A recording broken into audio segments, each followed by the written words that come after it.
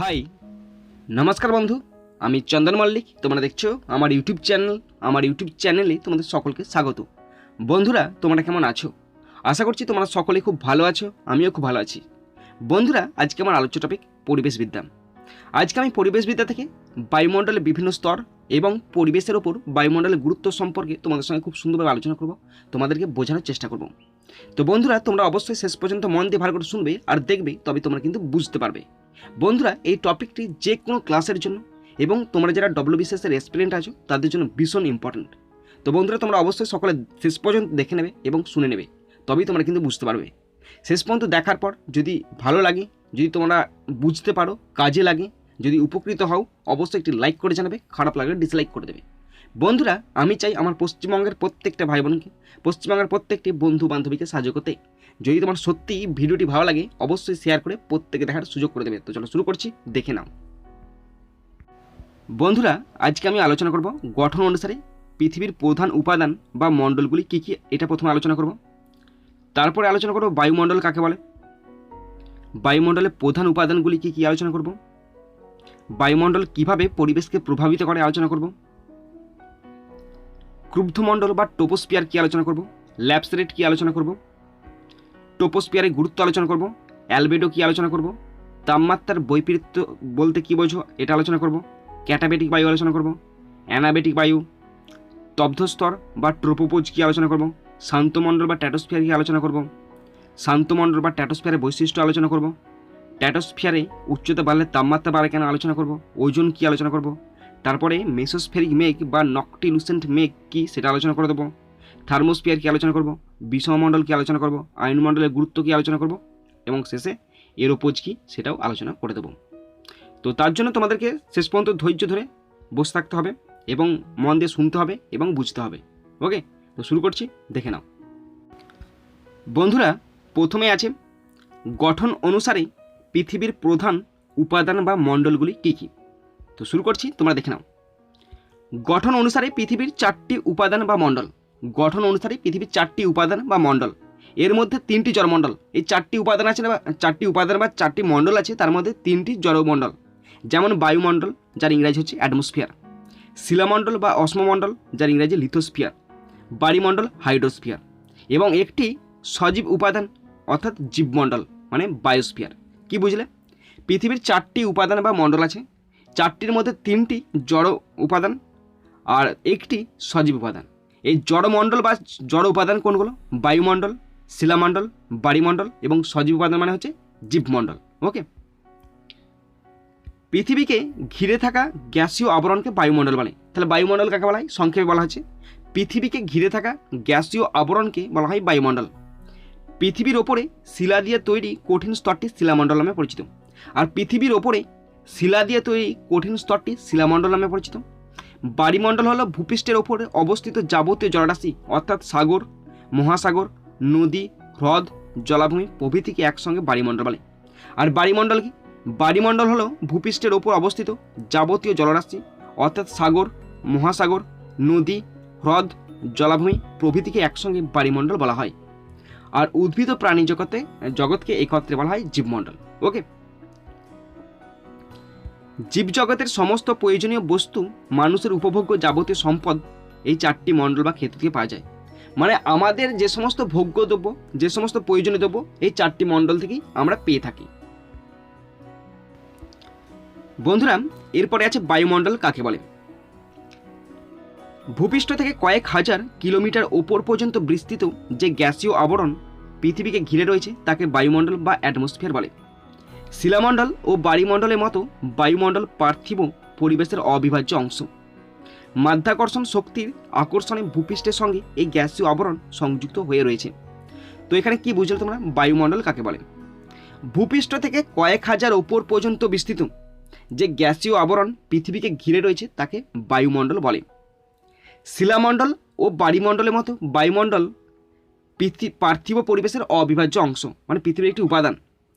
মাধ্যাকর্ষণ শক্তির আকর্ষণে ভূপৃষ্ঠের সঙ্গে এই গ্যাসীয় আবরণ সংযুক্ত হয়ে রয়েছে। এরপরে জানবো বায়ুমণ্ডলের প্রধান উপাদানগুলি কী কী। ওকে, তো দেখো, বায়ুমণ্ডল বিভিন্ন ধরনের গ্যাস, জলীয় বাষ্প, ধূলিকণা ইত্যাদি উপাদানগুলি সমন্বয়ে গঠিত। বায়ুমণ্ডলে কী কী আছে? বায়ুমণ্ডলে বিভিন্ন ধরনের গ্যাস আছে, জলীয় বাষ্প, ধূলিকণা আছে। এছাড়াও জীবজগতের পক্ষে দূষিত পদার্থ যেমন carbon dioxide, sulphur dioxide, nitrogen dioxide ইত্যাদি গ্যাসে বর্তমান। মানে আমাদের বায়ুতে আমাদের প্রয়োজনীয় উপাদান ছাড়াও বিভিন্ন রকম ক্ষতিকর উপাদান যেমন carbon dioxide, sulphur dioxide, nitrogen dioxide ইত্যাদিও বর্তমান। ওকে, বায়ুমণ্ডলে বিভিন্ন গ্যাসের পরিমাণ অনুসারে নাইট্রোজেন প্রথম, যার পরিমাণ 78.08% এবং অক্সিজেন দ্বিতীয় 20.95%। বন্ধুরা তোমরা কিন্তু এই প্রত্যেকটা পরিমাণও কিন্তু মনে রাখবে। প্রথমে আছে নাইট্রোজেন, পরিমাণ হচ্ছে 78.08%। এরপরে আছে অক্সিজেন, পরিমাণ 20.95%। সম্মিলিতভাবে এই দুটি গ্যাস বাতাসের 99% স্থান জুড়ে রয়েছে। আর এই দুটি গ্যাস নাইট্রোজেন আর অক্সিজেন বায়ুমণ্ডলে প্রায় 99% স্থান জুড়ে রয়েছে। বিশদভাবে বলতে গেলে এরকম দাঁড়ায়: nitrogen 78.08%, oxygen 20.94%, argon 0.93%, carbon dioxide 0.03%। এছাড়া অন্যান্য গ্যাস কী আছে? নিয়ন আছে, হিলিয়াম আছে, ওজোন আছে, হাইড্রোজেন আছে, ক্রিপ্টন, জেনন, মিথেন। মিথেনের পরিমাণ 0.2%, আর আছে জলীয় বাষ্প। ওকে বন্ধুরা, এরপরে আমরা আলোচনা করব বায়ুমণ্ডল কিভাবে পরিবেশকে প্রভাবিত করে। ফার্স্ট পয়েন্ট 1, বায়ুমণ্ডল ছাড়া প্রাণের অস্তিত্ব সম্ভব নয়। ঠিক তাই, বায়ুমণ্ডল ছাড়া প্রাণের অস্তিত্ব সম্ভব নয়। নাম্বার 2, বায়ুমণ্ডল জল, বাতাস ইত্যাদি পুনর্ভব শক্তির যোগান দেয়। বায়ুমণ্ডল জল, বাতাস ইত্যাদি পুনর্ভব শক্তির যোগান দেয়। নাম্বার 3, বায়ুমণ্ডল প্রাণী জগতে অক্সিজেন ও উদ্ভিদ জগৎকে কার্বন ডাইঅক্সাইড দেয়। বায়ুমণ্ডল প্রাণী জগৎকে অক্সিজেন প্রদান করে এবং উদ্ভিদ জগৎকে কার্বন ডাইঅক্সাইড প্রদান করে। বায়ুমণ্ডল অবলোহিত রশ্মি অর্থাৎ ইনফ্রারেড রে এবং অতিবেগুনি রশ্মি আল্ট্রাভায়োলেট রে ক্ষতিকর প্রভাব থেকে জীবকুলকে রক্ষা করে। বায়ুমণ্ডল অবলোহিত রশ্মি এবং অতিবেগুনি রশ্মির ক্ষতিকর প্রভাব থেকে জীবকুলকে রক্ষা করে। নেক্সট, বায়ুমণ্ডল প্রাণী জগতের শারীরবৃত্তীয় প্রয়োজন মেটায়। আর বায়ুমণ্ডল প্রাণী জগতের শারীরবৃত্তীয় প্রয়োজন মেটায়। নাম্বার 6, বায়ুমণ্ডলের উপস্থিতি ছাড়া জলচক্র অস্তিত্বহীন। বায়ুমণ্ডলের উপস্থিতি ছাড়া জলচক্র অস্তিত্বহীন। নেক্সট, বায়ুমণ্ডল পৃথিবীর তাপমাত্রার ভারসাম্য রক্ষা করে। বায়ুমণ্ডল পৃথিবীর তাপমাত্রার ভারসাম্য রক্ষা করে। নাম্বার 8, অক্সিজেন গ্যাস শ্বাসকার্যে সাহায্য করে ও প্রাণীদেহে শক্তি ও উত্তাপ যোগায়। অক্সিজেন গ্যাস শ্বাসকার্যে সাহায্য করে ও প্রাণীদেহে শক্তি ও উত্তাপ যোগায়। নেক্সট, অক্সিজেন দহন কার্যে সাহায্য করে। অক্সিজেন দহন কার্যে সাহায্য করে। কার্বন ডাইঅক্সাইড তাপ শোষণ করে। নাইট্রোজেন প্রোটিন জাতীয় খাদ্য প্রস্তুত করার কাজে লাগে। নাইট্রোজেন বিভিন্ন রকম প্রোটিন জাতীয় খাদ্য তৈরির কাজে লাগে। এছাড়া জলীয় বাষ্প বৃষ্টিপাত, মেঘ, তুষারপাত, কুয়াশা ইত্যাদি সৃষ্টি করে। জলীয় বাষ্প, বৃষ্টিপাত, মেঘ, তুষারপাত, কুয়াশা ইত্যাদি সৃষ্টি করার পেছনে কার হাত আছে? বায়ুমণ্ডল হাত আছে। ধূলিকণা বায়ুমণ্ডল তাপ শোষণে সাহায্য করে, তবে অতিরিক্ত ধূলিকণার জন্য ভূপৃষ্ঠের কাছাকাছি তাপ বৃদ্ধি পায়। ধূলিকণা বায়ুমণ্ডল তাপ শোষণে সাহায্য করে, তবে অতিরিক্ত ধূলিকণার জন্য ভূপৃষ্ঠের কাছাকাছি তাপ বৃদ্ধি পায়। নেক্সট, ধূলিকণা ঘনীভবনে সাহায্য করে। ধূলিকণা ঘনীভবনে সহায়তা করে। নেক্সট, ওজোন অতিবেগুনি রশ্মি শোষণ করে। ওজোন অতিবেগুনি রশ্মি শোষণ করে। নেক্সট, বায়ুমণ্ডল উল্কার আঘাত থেকে ভূপৃষ্ঠকে রক্ষা করে। বায়ুমণ্ডল উল্কার আঘাত থেকে ভূপৃষ্ঠকে রক্ষা করে। অ্যান্ড লাস্ট, বাতাসের শক্তি উপযুক্ত পরিবেশে মানুষের শ্রম লাঘব করে। বাতাসের শক্তি উপযুক্ত পরিবেশে মানুষের শ্রম লাঘব করে। বায়ু শক্তির সাহায্যে দানা শস্য পেশায়, জলসেচ, বিদ্যুৎ উৎপাদন ইত্যাদি নানা কাজ করা যায়। অর্থাৎ পুনর্ভব সম্পদ হিসেবে বায়ু শক্তি অপুনর্ভব চিরাচরিত শক্তির উত্তম বিকল্প। বাতাসের শক্তি উপযুক্ত পরিবেশে মানুষের শ্রম লাঘব করে। বায়ু শক্তির সাহায্যে দানা শস্য পেশায়, জলসেচ, বিদ্যুৎ উৎপাদন ইত্যাদি নানা কাজ করা যায়। অর্থাৎ পুনর্ভব সম্পদ হিসেবে বায়ু শক্তি অপুনর্ভব চিরাচরিত শক্তির উত্তম বিকল্প। বন্ধুরা, এরপরে আছে ক্রুব্ধমণ্ডল বা টোপোস্ফিয়ার কি? ক্রুব্ধমণ্ডল বা টোপোস্ফিয়ার কি? টোপোস্ফিয়ার নামের এই বলয়টি ভূপৃষ্ঠ থেকে গড়ে 14 কিমি উচ্চতার মধ্যে অবস্থিত। মানে এই স্তরটির বিস্তার কত? মানে ভূপৃষ্ঠ থেকে 14 কিমি ওপরের দিকে বিস্তৃত। ওকে, এটি বায়ুমণ্ডলের সর্বনিম্ন স্তর। এটি বায়ুমণ্ডলের সর্বনিম্ন স্তর। আকৃতিগতভাবে ক্রুব্ধমণ্ডল উপবৃত্তাকার। আকৃতিগতভাবে ক্রুব্ধমণ্ডল উপবৃত্তাকার। মেরু অঞ্চলে এই স্তরটির এই উপস্তরটি 8 কিমি। মেরু অঞ্চলে এর বিস্তার 8 কিমি এবং নিরক্ষীয় অঞ্চলে 16 কিমি উচ্চতা পর্যন্ত বিস্তৃত। মেরু অঞ্চলে 8 কিমি উচ্চতা পর্যন্ত এবং নিরক্ষীয় অঞ্চলে 16 কিমি উচ্চতা পর্যন্ত বিস্তৃত। ক্রুব্ধমণ্ডল নামটির মধ্যেই বায়ুস্তরের এই বিশেষ বলয়টির বৈশিষ্ট্য ধরা পড়ে। ক্রুব্ধমণ্ডল মানে কি? ক্রুব্ধ মানে কি? ক্রুব্ধ মানে রাগান্বিত। ওকে, তো এই নামটির মধ্যেই এই বলয়টির বৈশিষ্ট্য ধরা পড়ে। এখানে মেঘ, বৃষ্টি, ঝড়, ঘূর্ণবাত, প্রতিভ ঘূর্ণবাত প্রভৃতি দেখা যায়। আর এই ট্রপোস্ফিয়ার স্তরে মেঘ, ঝড়, বৃষ্টি, ঘূর্ণবাত, প্রতিভ ঘূর্ণবাত প্রভৃতি দেখা যায়। গ্রিক শব্দ ট্রোপো কথাটির অর্থ মিশ্রণ বা বিক্ষোভ। আর গ্রিক শব্দ ট্রোপো কথাটির অর্থ মিশ্রণ বা বিক্ষোভ। ওকে, এরপরে আছে ল্যাপস রেট কি? ল্যাপস রেট কি? ট্রপোস্ফিয়ার উচ্চতা ও উষ্ণতার সম্পর্ক বিপরীত।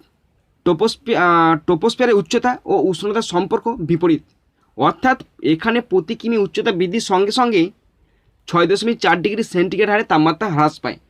ট্রপোস্ফিয়ার স্তরে উচ্চতা বাড়লে তাপমাত্রা কমে, কিংবা বলা যেতে পারে, আর হ্যাঁ, প্রতি কিমি উচ্চতা বাড়লে তাপমাত্রা কত কমে? 6.4 ডিগ্রি সেন্টিগ্রেড কমে, কিংবা বলা যেতে পারে প্রতি 1000 ফুট উচ্চতায় 3.6 ডিগ্রি ফারেনহাইট উষ্ণতা কমে, কিংবা বলা যেতে পারে প্রতি 1000 ফুট উচ্চতায় 3.6 ডিগ্রি 3.6 ডিগ্রি ফারেনহাইট তাপমাত্রা কমে। সমুদ্রপৃষ্ঠ থেকে উচ্চতা বৃদ্ধির সঙ্গে তাপমাত্রা হ্রাসের এই অনুপাতকে ল্যাপস রেট বলা হয়। আর ট্রপোস্ফিয়ার স্তরে সমুদ্রপৃষ্ঠ থেকে উচ্চতা বৃদ্ধির সঙ্গে তাপমাত্রা হ্রাসের এই অনুপাতকে ল্যাপস রেট বলে। এরপরে আমরা দেখে নেব ট্রপোস্ফিয়ারের গুরুত্ব। ট্রপোস্ফিয়ার স্তরের গুরুত্ব। বায়ুমণ্ডলে অন্যান্য স্তরের তুলনায় ট্রপোস্ফিয়ারের প্রভাব প্রাণী ও মানব জীবনের ওপর অপরিসীম। বায়ুমণ্ডলের যে সমস্ত স্তরগুলো আছে তাদের থেকে ট্রপোস্ফিয়ারের গুরুত্ব মানব জীবনের ওপর অপরিসীম। ক্রুব্ধমণ্ডল বা ট্রপোস্ফিয়ার শ্বাস প্রশ্বাসের সহায়ক গ্যাস সরবরাহ করে। মানে ট্রপোস্ফিয়ার স্তর বায়ুমণ্ডলের মানব জীবজগতের শ্বাস প্রশ্বাসের প্রয়োজনীয় গ্যাস সরবরাহ করে। জলচক্রের মাধ্যমে বৃষ্টি দেয়। আর ট্রপোস্ফিয়ার স্তর জলচক্রের মাধ্যমে বৃষ্টি দেয়। তাপমাত্রার ভারসাম্য রক্ষা করে। ট্রপোস্ফিয়ার স্তর তাপমাত্রার ভারসাম্য রক্ষা করে। এটা ভুল হয়েছে, এটা বায়ুশক্তি হবে। ওকে, বায়ুশক্তির মাধ্যমে পুনর্ভব শক্তি সম্পদের সন্ধান দেয়। আর বায়ুশক্তির মাধ্যমে পুনর্ভব শক্তি সম্পদের সন্ধান দেয়। তার মানে কি? মানে ওই কী বলে, বায়ু কলের সাহায্যে যে বিদ্যুৎ উৎপাদন করা হয়, তাই সেটাই হচ্ছে পুনর্ভব শক্তি এখানে। ওকে বন্ধুরা, এরপরে আছে অ্যালবেডো কি? অ্যালবেডো কি? সূর্য থেকে আসা সৌরশক্তির প্রায় 34% মেঘ, ধূলিকণা, বরফে ঢাকা জমি, সাগর, মহাসাগর, মরুভূমি, বনভূমি থেকে বিচ্ছুরিত ও প্রতিফলিত হয়ে আলোক তরঙ্গের আকারে মহাশূন্যে ফিরে যায়। একে পৃথিবীর অ্যালবেডো বলা হয়। তো অ্যালবেডো কি? সূর্য থেকে যে তাপমাত্রা আসছে সেই সৌরশক্তির 34% মেঘ, ধূলিকণা, বরফে ঢাকা জমি, সাগর, মহাসাগর, বনভূমি, মালভূমি, মরুভূমি থেকে বিচ্ছুরিত প্রতিফলিত হয়ে আলোক তরঙ্গের আকারে পুনরায় মহাশূন্যে ফিরে যায়। এইটা কি বলা হয়? অ্যালবেডো। এরপর আছে তাপমাত্রার বৈপরীত্য বলতে কী বোঝায়? তাপমাত্রার বৈপরীত্য বলতে কী বোঝায়? উচ্চতা বৃদ্ধি পেলে উষ্ণতা যখন কমে না, তখন এই বিপরীত অবস্থাকে তাপমাত্রার বৈপরীত্য বা বৈপরীত্য উষ্ণতা বলে। রাত্রিবেলা পাহাড়ি ঢালে ও দিনের বেলা উপত্যকা অঞ্চলে বৈপরীত্য উষ্ণতা ঘটে। উচ্চতা বৃদ্ধি পেলেও উষ্ণতা যখন কমে না, তখন এই বিপরীত অবস্থাকে তাপমাত্রার বৈপরীত্য বা বৈপরীত্য উষ্ণতা বলে। রাত্রিবেলা পাহাড়ি ঢালে ও দিনের বেলা উপত্যকা অঞ্চলে বৈপরীত্য উষ্ণতা ঘটে। এরপরে আছে ক্যাটাবেটিক বায়ু কি? ক্যাটাবেটিক বায়ু কি? ভালো করে শুনবো তোমরা। ক্যাটাবেটিক বায়ু কি ভীষণ ইম্পর্টেন্ট কিন্তু। রাত্রিবেলা পাহাড়ের গায়ে থেকে তাপ বিকিরণের ফলে পাহাড়ি ঢাল ঠান্ডা হয়ে যায়। রাত্রিবেলা পাহাড়ের গা থেকে যখন তাপ বিকিরণ হয় তখন পাহাড়ের ঢাল ঠান্ডা হয়ে যায়। তখন পাহাড়ের ওপরের ঢাল থেকে ঠান্ডা ভারী বাতাস নিচের দিকে নামতে থাকে ও উপত্যকার মধ্যে জমা হয়। এই উপত্যকামুখী শীতল বায়ুকে ক্যাটাবেটিক বায়ু বলে। ফলে নিচে উপত্যকার মধ্যে খুব ঠান্ডা বাতাস আরও একটু উপরের দিকে অপেক্ষিত গরম অবস্থা লক্ষ্য করা যায়। তো কি বলা আছে? রাত্রেবেলা পাহাড়ের গায়ে থেকে তাপ বিকিরণের ফলে পাহাড়ি ঢাল ঠান্ডা হয়ে যায়। তখন পাহাড়ের ওপরের ঢাল থেকে ঠান্ডা ভারী বাতাস নিচের দিকে নামতে থাকে ও উপত্যকার মধ্যে জমা হয়। উপত্যকামুখী এই শীতল বায়ুকে ক্যাটাবেটিক বায়ু বলে। ফলে নিচে উপত্যকার মধ্যে খুব ঠান্ডা বাতাস আরও একটু উপরের দিকে অপেক্ষাকৃত গরম অবস্থা লক্ষ্য করা যায়। বন্ধুরা, এরপরে আছে অ্যানাবেটিক বায়ু কি? অ্যানাবেটিক বায়ু কি? দিনের বেলা উপত্যকার বায়ু গরম হয়ে পাহাড়ি ঢাল বরাবর উপরের দিকে উঠতে থাকে। এই ঊর্ধ্বমুখী উষ্ণ বায়ুকে অ্যানাবেটিক বায়ু বলে। তো কি বলছে? অ্যানাবেটিক বায়ু কাকে বলে? দিনের বেলা উপত্যকার বায়ু গরম হয়ে পাহাড়ি ঢাল বরাবর ওপরের দিকে উঠতে থাকে। এই ঊর্ধ্বমুখী উষ্ণ বায়ুকে অ্যানাবেটিক বায়ু বলা হয়। এরপর আছে স্তব্ধ স্তর বা ট্রোপোপোজ কি? স্তব্ধ স্তর বা ট্রোপোপোজ কি? তো ভালো করে শোনো। স্তব্ধ স্তর বা ট্রোপোপোজ হল ক্রুব্ধ মণ্ডল ও শান্ত মণ্ডলের সীমানা। ক্রুব্ধ মণ্ডলের উচ্চতম সীমা এবং শান্ত মণ্ডলের নিম্নতম সীমার মধ্যে স্তব্ধ স্তর বা ট্রোপোপোজের অবস্থান। গ্রিক শব্দ থেকে নেওয়া ট্রোপোপোজ কথাটির অর্থ যেখানে বাতাসের আলোড়ন স্তব্ধ। তো স্তব্ধ স্তর বা ট্রোপোপোজ হল ক্রুব্ধ মণ্ডল ও শান্ত মণ্ডলের সীমানা। ক্রুব্ধ মণ্ডলের উচ্চতম সীমা এবং শান্ত মণ্ডলের নিম্নতম সীমার মধ্যে স্তব্ধ স্তর বা ট্রোপোপোজের অবস্থান। গ্রিক শব্দ থেকে নেওয়া ট্রোপোপোজ কথাটির অর্থ হলো যেখানে বাতাসের আলোড়ন স্তব্ধ। এরপর আছে শান্তমণ্ডল বা ট্র্যাটোস্ফিয়ার কি? শান্তমণ্ডল বা ট্র্যাটোস্ফিয়ার কি? এটি ট্রোপোস্ফিয়ারের উপরের স্তর, অর্থাৎ এটি বায়ুমণ্ডলের দ্বিতীয় সর্বনিম্ন স্তর। প্রথমে আছে ট্রোপোস্ফিয়ার, তার উপরেই ঠিক আছে ট্র্যাটোস্ফিয়ার। এটি বায়ুমণ্ডলের দ্বিতীয় সর্বনিম্ন স্তর। স্তব্ধ স্তর বা ট্রোপোপোজের উচ্চতম সীমান্ত থেকে শুরু হয়েছে শান্তমণ্ডল বা ট্র্যাটোস্ফিয়ার। মানে ট্রোপোপোজের একদম উচ্চতম সীমা, মানে বুঝতে পারছো ট্রোপোস্ফিয়ার, এটা হচ্ছে ট্রোপোস্ফিয়ারের নিম্নতম সীমা, তার উপরটা কি উচ্চতম সীমা, ট্রোপোস্ফিয়ারের উচ্চতম সীমা। তাই ট্রোপোস্ফিয়ারের উচ্চতম সীমান্ত থেকে শুরু হয়েছে শান্তমণ্ডল বা ট্র্যাটোস্ফিয়ার। এই স্তরটি মোটামুটিভাবে 17 থেকে 50 কিমি উচ্চতা বিস্তৃত, আর এই ট্র্যাটোস্ফিয়ার স্তরটি 17 থেকে 50 কিমি উচ্চতা পর্যন্ত বিস্তৃত। বন্ধুরা, এরপরে আছে শান্তমণ্ডল বা ট্র্যাটোস্ফিয়ারের বৈশিষ্ট্য কী? শান্তমণ্ডল বা ট্র্যাটোস্ফিয়ারের বৈশিষ্ট্য কী? তো তোমরা ভালো করে শুনে নেবে শান্তমণ্ডল বা ট্র্যাটোস্ফিয়ারের বৈশিষ্ট্যটা। ট্র্যাটোস্ফিয়ারের নিম্নতম অংশে উচ্চতা বৃদ্ধির সঙ্গে সঙ্গে উষ্ণতার কোনো তারতম্য ঘটে না। স্ট্র্যাটোস্ফিয়ারের নিম্নতম অংশে উচ্চতা বৃদ্ধির সঙ্গে সঙ্গে উষ্ণতার কোনো তারতম্য ঘটে না। এই অঞ্চল বায়ু প্রবাহহীন, মানে ট্র্যাটোস্ফিয়ারের নিম্নতম অংশে বায়ুর কোনো বায়ু প্রবাহ দেখতে পাওয়া যায় না।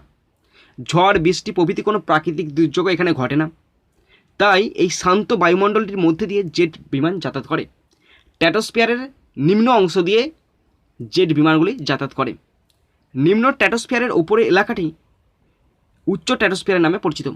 মানে এইটা হচ্ছে স্ট্র্যাটোস্ফিয়ার, ধরো এটা স্ট্র্যাটোস্ফিয়ার, এই স্ট্র্যাটোস্ফিয়ারের নিম্ন অংশটা, নিম্ন এলাকাটি, নিম্ন স্ট্র্যাটোস্ফিয়ারের ওপরের এলাকাটি উচ্চ ট্র্যাটোস্ফিয়ার নামে পরিচিত। মানে এই ওপরের স্তরটি উচ্চ ট্র্যাটোস্ফিয়ার নামে পরিচিত। আনুমানিক 20 কিমি উচ্চতার পর থেকে উচ্চ ট্র্যাটোস্ফিয়ার শুরু। আনুমানিক 20 কিমি উচ্চতার পর থেকে উচ্চ ট্র্যাটোস্ফিয়ার শুরু। উচ্চ ট্র্যাটোস্ফিয়ারের উচ্চতা বৃদ্ধির সঙ্গে সঙ্গে তাপমাত্রা বৃদ্ধি পায়। উচ্চ ট্র্যাটোস্ফিয়ারে উচ্চতা বৃদ্ধির সঙ্গে সঙ্গে উষ্ণতা কিন্তু এখানে বৃদ্ধি পায়। ট্রোপোপোজে -60°C তাপমাত্রা থাকে, আর উচ্চ ট্র্যাটোস্ফিয়ারে 0°C থাকে। ওকে, এরপরেই কোশ্চেনটি আছে, ট্র্যাটোস্ফিয়ারে উচ্চতা বাড়লে তাপমাত্রা বাড়ে কেন? ট্র্যাটোস্ফিয়ারে উচ্চতা বাড়লে তাপমাত্রা বাড়ে কেন? দেখো, ভূপৃষ্ঠের 20 থেকে 35 কিলোমিটার উচ্চতার মধ্যে ওজোন গ্যাসের ঘনত্ব সবচেয়ে বেশি। ভূপৃষ্ঠের 20 থেকে 35 কিলোমিটারের মধ্যে ওজোন গ্যাসের ঘনত্ব সবথেকে। ওজোন অতিবেগুনি রশ্মি শোষণ করে এবং উষ্ণ হয়। ওজোন স্তর অতিবেগুনি রশ্মি শোষণ করে আর উষ্ণ হয়। ফলে ট্র্যাটোস্ফিয়ারে যেখানে ওজনের গ্যাসের ঘনত্ব বেশি, সেখানে উচ্চতা বাড়ার সঙ্গে সঙ্গে তাপমাত্রা বাড়ে। ওকে, এরপরে আছে ওজোন কি? ওজোন কি? ভূপৃষ্ঠ থেকে 20 থেকে 35 কিলোমিটার উচ্চতায় ট্র্যাটোস্ফিয়ারের মধ্যে ওজোন গ্যাসের ঘন স্তরটিকে ওজোন স্তর বলে। ভূপৃষ্ঠ থেকে 20 থেকে 35 কিলোমিটার উচ্চতায় ট্র্যাটোস্ফিয়ারের মধ্যে ওজোন গ্যাসের ঘন স্তরটিকে ওজোন স্তর বলে। ওজোন স্তরের ইংরেজি নাম ওজোন শিল্ড। ওজোন স্তরের ইংরেজি নাম ওজোন শিল্ড। বন্ধুরা, এরপরেই আছে মেসোস্ফেরিক মেঘ বা নকটিলুসেন্ট মেঘ কি? মেসোস্ফেরিক মেঘ বা নকটিলুসেন্ট মেঘ কি? তো দেখো, শুরু করছি। মেসোস্ফিয়ারের সর্বোচ্চ সীমায় তাপমাত্রা হলো -90°C। মেসোস্ফিয়ারের সর্বোচ্চ সীমায় তাপমাত্রা -90°C। আলোচ্য স্তরের 75 থেকে 85 কিলোমিটার উচ্চতায় অতি ক্ষুদ্র বরফকণা, যার মাপ 1 মাইক্রন বা 1000 মিলিমিটারের 1 ভাগ দ্বারা গঠিত মেসোস্ফেরিক মেঘ দেখা যায়। তো এখানে কি বুঝলে? এই যে আলোচ্য স্তর মানে মেসোস্ফিয়ার স্তর, এই স্তরে 75 থেকে 85 কিলোমিটার উচ্চতায় অতি ক্ষুদ্র বরফকণা দ্বারা গঠিত মেসোস্ফেরিক মেঘ দেখা যায়। এই মেঘ রাত্রিবেলা সূর্যের প্রতিফলিত আলোয় ঝকঝক করে, আর সূর্য থেকে যে আলো প্রতিফলিত হয় সেটা ঝকঝক করে কখনো রাত্রিবেলায়। রাত্রিকালীন উজ্জ্বল এই মেঘকে নকটিলুসেন্ট মেঘ নামে পরিচিত। ওকে, এরপরে আছে থার্মোস্ফিয়ার কি? বায়ুমণ্ডলে মেসোস্ফিয়ারের ওপরের স্তর হল থার্মোস্ফিয়ার। মেসোস্ফিয়ারের ওপরের স্তর কি? থার্মোস্ফিয়ার। গ্রিক শব্দ থার্মোসের অর্থ তাপ। গ্রিক শব্দ থার্মোসের অর্থ তাপ। থার্মোস্ফিয়ারে উচ্চতা বৃদ্ধির সঙ্গে সঙ্গে তাপমাত্রা বাড়ে।